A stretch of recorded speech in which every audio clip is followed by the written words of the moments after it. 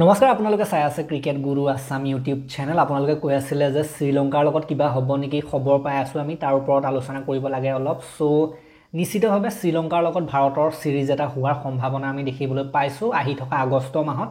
July মাহটোতো আপোনালোকে জানেই বৰ্তমান সময়ত ইংলেণ্ডত আছে ভাৰতীয় টিম। তাৰ পাছত এটা এদিনীয়া আৰু টি20 সিৰিজ হোৱাইট বলৰ সিৰিজ শ্ৰীলংকাৰ লগত অনুষ্ঠিত হোৱাৰ সম্ভাৱনা বৰ্তমান সময়ত প্ৰকট হৈছে। আপোনালোকেতো জানেই বাংলাদেশৰ লগত যেটো সিৰিজ আছিল হেতু বিভিন্ন কাৰণত কেনসেল হ'ল, হেতু কেনসেল কৰি দিয়া হ'ল, ভাৰত বাংলাদেশলৈ নাযায়।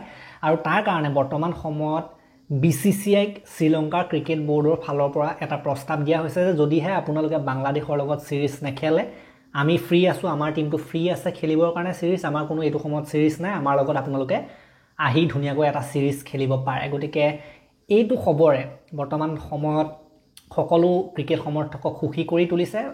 কাৰণ ৰকো আহি যাব, বিৰাট কোহলি আৰু ৰোহিত শৰ্মা নিশ্চিতভাৱে এদিনীয়া ফৰ্মেটটোত আহি যাব আৰু বহুদিন চাবলৈ হয়তো অপেক্ষা কৰি আছে। এইটো সিৰিজত আহি যাব যদি এইটো সিৰিজ হয়। সো এতিয়া প্ৰস্তাৱটো দিয়াহে হৈছে, শ্ৰীলংকাৰ ক্ৰিকেট বোৰ্ডৰ ফালৰ পৰা প্ৰস্তাৱটো দিয়া হৈছে ভাৰতীয় ক্ৰিকেট বোৰ্ড BCCI। আৰু BCCI তাতটো মোহৰ মাৰিব নিচিনা লাগিছে, BCCI তাত সাধাৰণতে অনুমতি দিব নিচিনা লাগিছে, এইটো ফিক্সে হ'ব নিচিনা লাগিছে সিৰিজটো।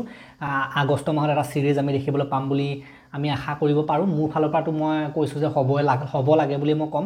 কাৰণ কি কাৰণে আহি আছে সেপ্টেম্বৰ মাহত এছিয়া কাপ হোৱাৰ সম্ভাৱনা বহুত আছে। পাকিস্তানৰ লগত কিবা কিবি লাগি আছে, এইবোৰ হোৱা নোহোৱা ক্ষেত্ৰত অকমান কাজিয়া এখন আছে, এখনটো থাকেই প্ৰতিবাৰে, পাকিস্তান য'ত থাকে হেতু থাকিবই।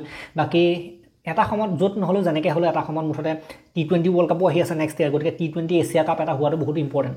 গতিকে এছিয়া কাপ সেপ্টেম্বৰ মাহত হোৱাৰ সম্পূৰ্ণ সম্ভাৱনা আছে। তাৰ আগত ভাৰতে সেইটো এছিয়া কাপৰ কাৰণে এজ এ প্ৰেক্টিচ হিচাপে তাৰ আগত এটা সিৰিজ খেলিব বিচাৰিব, টি20 লগতে এদিনীয়া সিৰিজো খেলিব বিচাৰিব। গতিকে সেইটো এছিয়া কাপৰ কাৰণে কিন্তু শ্ৰীলংকাৰ লগত খেলাতকৈ ডাঙৰ আৰু একো থাকিব নোৱাৰে। আফগানিস্তানৰ লগত খেলিলেও ভাল হয়, কিন্তু আফগানিস্তানৰ লগত খেলা মানে আফগানিস্তানৰ নিজৰটো, আফগানিস্তানলৈ কোনো নাযায় আপোনালোকে জানে। আমাৰ ভাৰততে খেলিব লাগিব, নিজৰ ঘৰত আফগানিস্তানৰ লগত খেলাতকৈ শ্ৰীলংকাত খেলাটোৱে ভাল হ'ব। বাহিৰত গৈ পেলাই এখন বেলেগ দেশত খেলাটো বেছি ভাল হয় আৰু হোম গ্ৰাউণ্ডত বেছি প্ৰত্যাহ্বানমূলক হয়।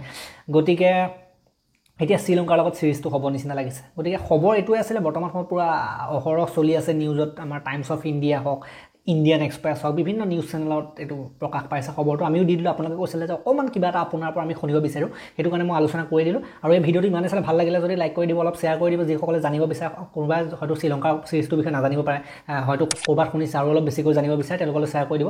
আৰু চেনেলটোলৈ নতুনকৈ আহিছে যদি ছাবস্ক্ৰাইব কৰি ঘণ্টাটো দবাই থৈ যাবলৈ নাপাহৰিব। তেতিয়ালৈকে আৰু এটা নতুন ভিডিঅ' লৈ অনাৰ প্ৰতিশ্ৰুতিৰে মই বিদায় মাগিছোঁ। ধন্যবাদ।